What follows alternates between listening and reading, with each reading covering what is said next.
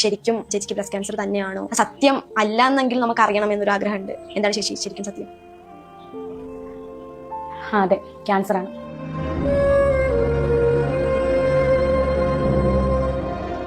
സത്യം പറഞ്ഞാൽ ഞാനിങ്ങനെ വന്ന് കരയുണ്ടായെന്നോർത്ത് തന്നെയാണ് ഞാൻ നിങ്ങളെ വിളിച്ചു വരുത്തിയതും.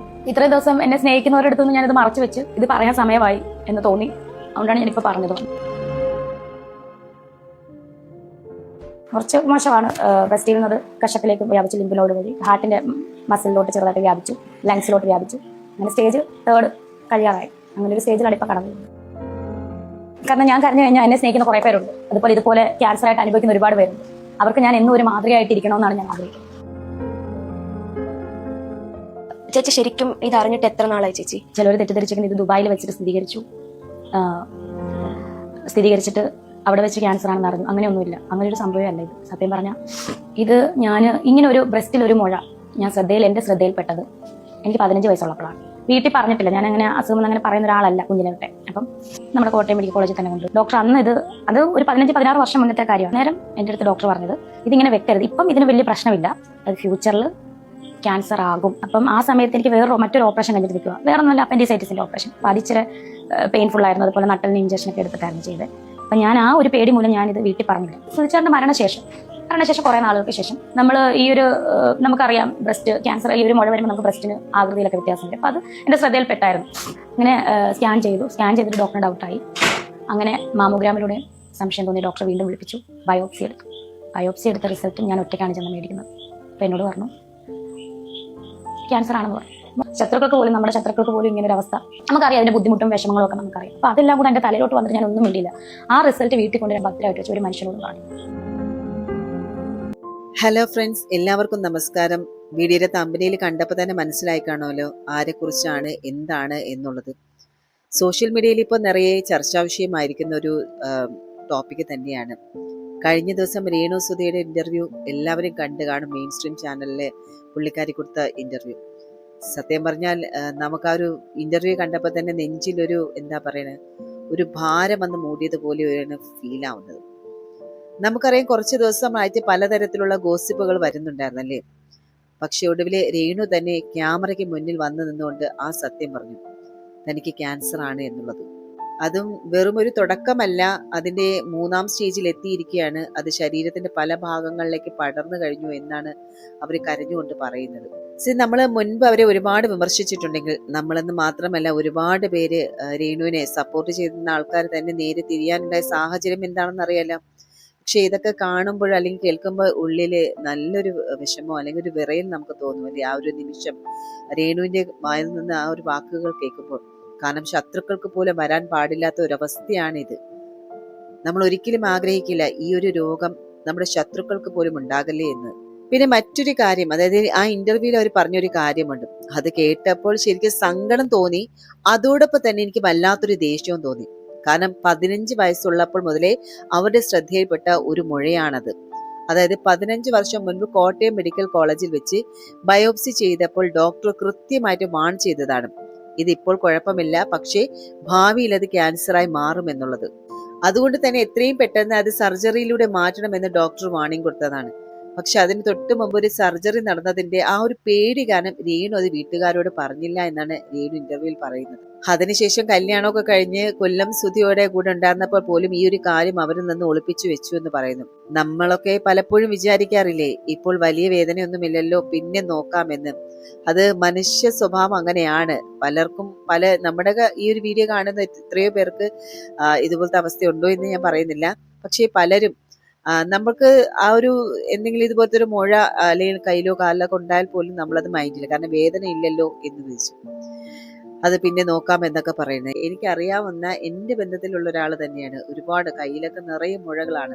പക്ഷേ പറയുമ്പോഴത്തേക്ക് അത് കുഴപ്പമൊന്നുമില്ല, അത് പാരമ്പര്യമായിട്ട് കിട്ടിയതാണ് എന്നൊക്കെ പറഞ്ഞത് ഒഴിഞ്ഞു മാറുകയാണ്. ഞാൻ അന്നേ പറഞ്ഞത് ആ ഹോസ്പിറ്റലിൽ ഒന്ന് കാണിക്കണം. എന്തായാലും ഇതുവരെ പുള്ളിക്കാരി ഹോസ്പിറ്റലിലൊന്നും കാണിച്ചിട്ടില്ല. ഇനി ഇതെങ്കിലും കണ്ട് ആ ഒരു വീഡിയോ കണ്ടില്ലെങ്കിൽ രേണുവിന്റെ അവസ്ഥ കണ്ടെങ്കിൽ ഇനിയെങ്കിലും ഹോസ്പിറ്റലിൽ ഒന്ന് കാണിക്കട്ടെ എന്ന് ഞാൻ വിചാരിക്കുന്നു.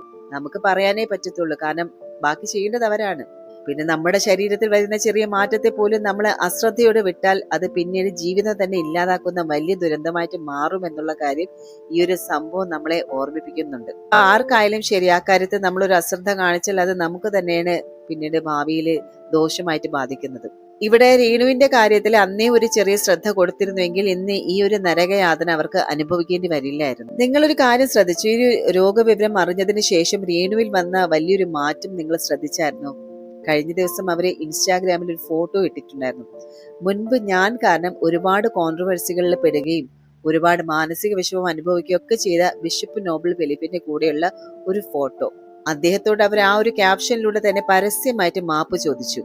അത് മാത്രമല്ല, നമ്മുടെ ഫിറോസ് KHDC അറിയാലോ, അദ്ദേഹം വീട് കൊടുത്തതാണ്. അതിന്റെ പേരിൽ ഒരുപാട് അദ്ദേഹം കേട്ടതാണ്. അദ്ദേഹം കഴിഞ്ഞ ദിവസം ഒരു പോസ്റ്റ് ഇട്ടിട്ടുണ്ടായിരുന്നു. രേണു ഇന്ന് ഒരു വലിയ പോരാട്ടത്തിന്റെ നടുവിലാണ്. അത്ര ചെറുതല്ലാത്ത രോഗത്തോട് അവർ ധൈര്യത്തോടെ പൊരുതിക്കൊണ്ടിരിക്കുകയാണ്. അസുഖം മുൻകൂട്ടി അറിഞ്ഞിട്ടും അതിന്റെ വേദനയും ഭയവും മറ്റുള്ളവരെ ബുദ്ധിമുട്ടിക്കാതിരിക്കാൻ മനസ്സിൽ ഒതുക്കി ചികിത്സയുമായി മുന്നോട്ട് പോയ ഒരാളാണ് അവർ. ഇന്ന് ലഭിച്ച മെഡിക്കൽ റിപ്പോർട്ട് പ്രകാരം രോഗം കൂടുതൽ സാരമായി ബാധിച്ചിരിക്കുകയാണ്. വരും ദിവസങ്ങളിൽ കോട്ടയം മെഡിക്കൽ കോളേജിൽ തുടർ ചികിത്സ ആരംഭിക്കാനിരിക്കുകയാണ്. ഈ സാഹചര്യത്തിൽ എനിക്ക് എല്ലാവരോടും ഒരു ചെറിയ അഭ്യർത്ഥനയുണ്ട്. ദയവായിട്ട് നെഗറ്റീവ് കമന്റുകളും പരിഹാസങ്ങളും ഒഴിവാക്കുക. ജീവിതം നമുക്ക് എത്ര ദിവസം ബാക്കിയുണ്ടെന്ന് ആരും അറിയില്ല. അതുകൊണ്ട് അവർക്ക് സന്തോഷം നൽകുന്ന റീലുകളും വീഡിയോകളും അവർ ചെയ്യട്ടെ. അവരുടെ ആ കുഞ്ഞു സന്തോഷങ്ങൾ അവർ ആഘോഷിക്കട്ടെ.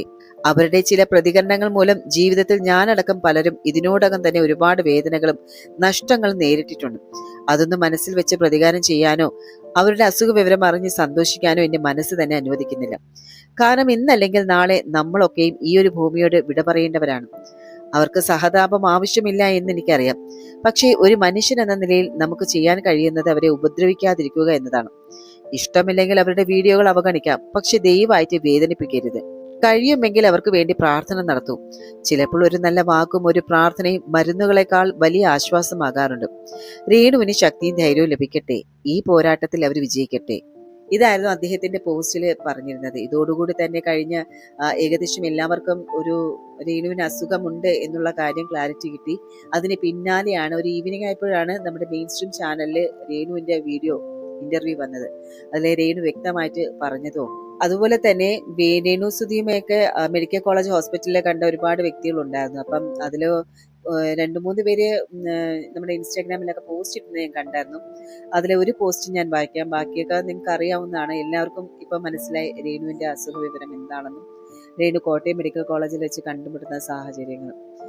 സോഷ്യൽ മീഡിയകളിൽ അസുഖത്തെ പറ്റി കണ്ടപ്പോൾ ഒന്നും കാര്യമാക്കിയില്ല. സോഷ്യൽ മീഡിയ അല്ലേ, എന്തും പറയാലോ. പിന്നെ ഈ ഇടയ്ക്ക് ഒരിക്കൽ മെഡിക്കൽ കോളേജിൽ കണ്ടു, ഇന്ന് വീണ്ടും മെഡിക്കൽ കോളേജിൽ കണ്ടു. അത് കഴിഞ്ഞ് വീട്ടിൽ വന്നു കഴിഞ്ഞാണ് ചേച്ചി തന്നെ അസുഖത്തിന്റെ കാര്യം പറഞ്ഞുള്ള വീഡിയോ കണ്ടത്.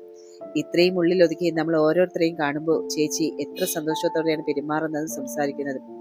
ഒരുപാട് കടമ്പകൾ കടന്നു വന്ന ചേച്ചി ഇതും കടന്നു വരും പ്രാർത്ഥന. ശരിക്കും ഇതാണ് നമ്മുടെയൊക്കെ ജീവിതം എന്ന് പറയുന്നതിലെ. നാളെ നമ്മൾ ഉണ്ടാകുമോ അല്ലെങ്കിൽ ഇല്ലയോ എന്നൊരു ഭയം ഉള്ളിൽ വരുമ്പോൾ നമ്മുടെ ഉള്ളിലെ അഹങ്കാരവും ദേഷ്യവും ഒക്കെ തനിയെ ഉരുകിപ്പോകും.